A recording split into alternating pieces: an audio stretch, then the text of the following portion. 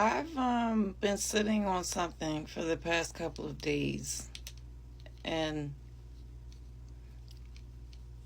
I've been procrastinating doing this video because, on most days I just would like to forget that any of this ever happened and move on.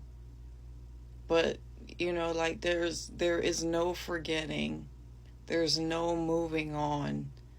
My life was forever changed. My children's lives were forever changed. And, there's something to be said for that. There's something to be said for all of the events that have occurred with zero accountability from anyone. And, like, we not even in 2026 for 2 minutes yet. And, this the type shit we got going on. So I'm gonna play something for y'all, and we gonna get into it. Blowing the whistle on a payroll fraud scheme. 2822's Joe Mason has a break. High-ranking members of Pennsylvania State Police have filed a lawsuit against their superiors, citing retaliation for blowing the whistle on a payroll fraud scheme. 2822's Joe Mason has a breakdown of the lawsuit. Captain Patrick Doherty and Lieutenant Derek Felsman say lawsuit that they were removed from their leadership positions and So, let me just brush up real quick. So my husband, his life was taken, and the state police, they were the ones who had jurisdiction in the area, and they were the ones who did the investigation. And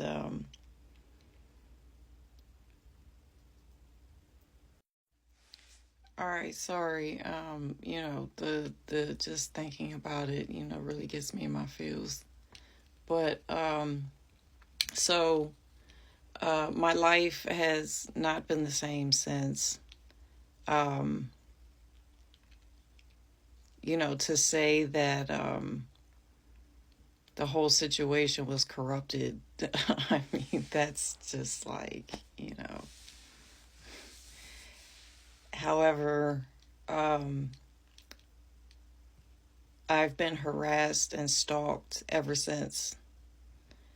And to be harassed by the cops, let alone the state police, is extremely intimidating.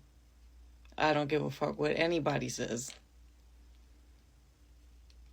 Especially when everybody around you is like, do what? What? It's like you're in a twilight zone. But let me stay on track. So, I'm about to play some more for you, and they're gonna remark about the casino. So that's what's setting this whole thing off. If you don't know, I was ran down on at a casino, going into a casino, and all of these things that I had to piece together like a detective for 5 years. These are things that I had to live through, and these are events that were completely coincidental, that I stumbled upon these things, and so they ran down on me when I was going into a casino, and I was just going to the restaurant. I wasn't even going into the casino to gamble or anything. Like, I don't even gamble. I like, once in a blue moon, I'll go into a casino. Like, what? And they swarmed me, troopers and FBI agents. Like, they came from behind the walls and swarmed down on me. And one of the agents says to me, he says, "Who did you piss off? Because somebody put you on the blackball list." And, you know, it was very early on at that point. It was 2021. And so, you know, like a blackball list. A blackball list. Who gets put on a blackball list? Like, that's some fucking mob shit from Casino. Like, how does a middle-aged white woman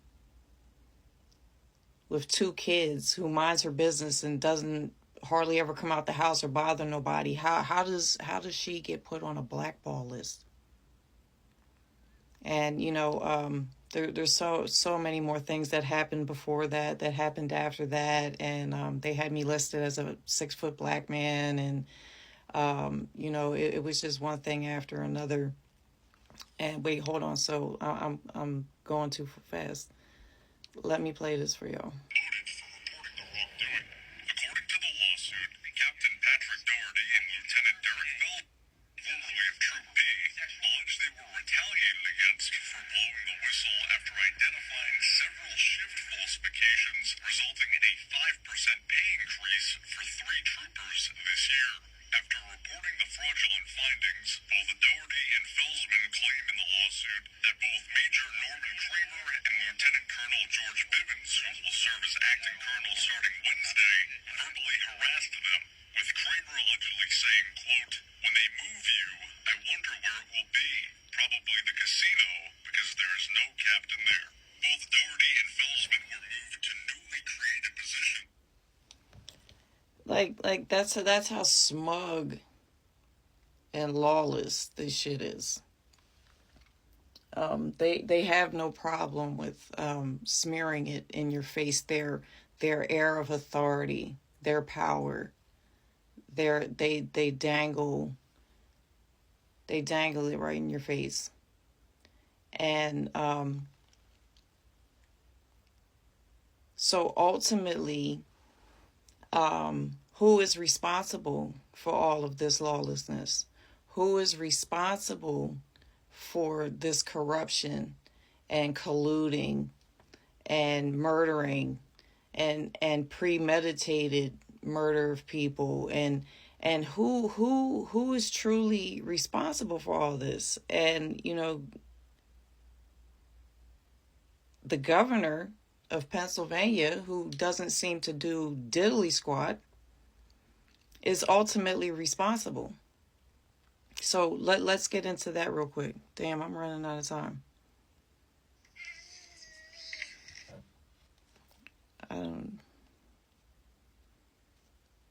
Wait, hold up.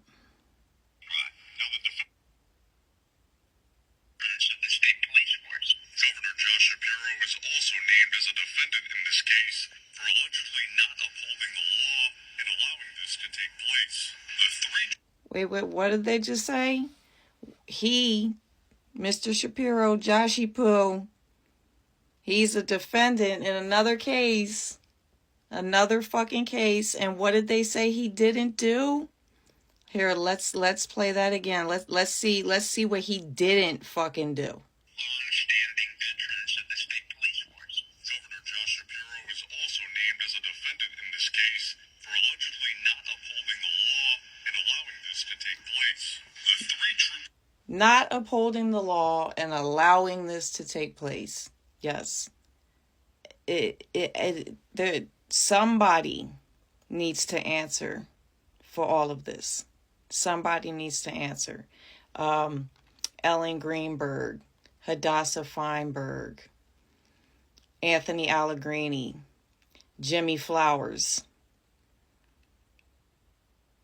These are all people who have been violated.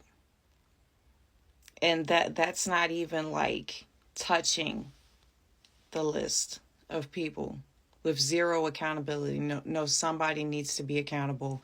And we're going to start from the top down.